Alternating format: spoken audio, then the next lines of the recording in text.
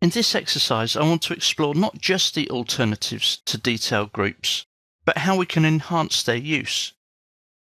From your startup screen, click on Open, browse to Chapter 3, and open the file Chapter 3 Editing Tools Extended. In a previous exercise, we created some pipe hangers as detail groups, and I did say that this was a very inefficient way of working with Revit MEP.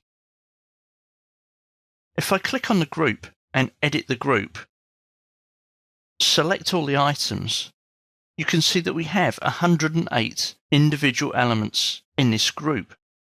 This is not a block or a family, and so the more groups you have, the more elements you'll have.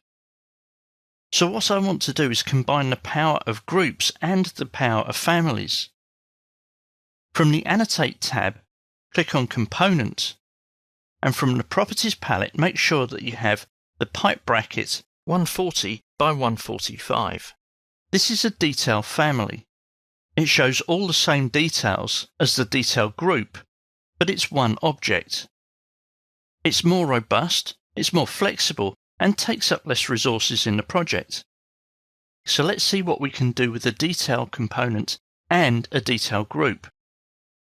The first thing I'm going to do here is copy one of the pipes.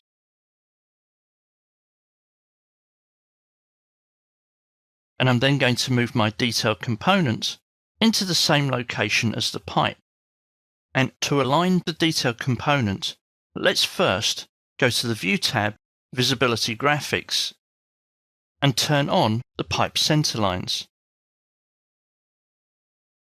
I'm then going to use the Align tool from the Modify tab and start by using my pipe center to align my detail.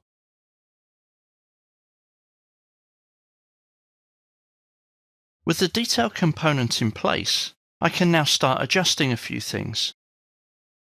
Take, for instance, the height of this. Built into the family, I can use these grips to drag the height of the overall hanger. Selecting the detail line, I also have the option to turn off the end bolt. I could go on to embellish this more. But now what I can do is turn this element into a group. Let's call it my temp hanger. Drag its origin.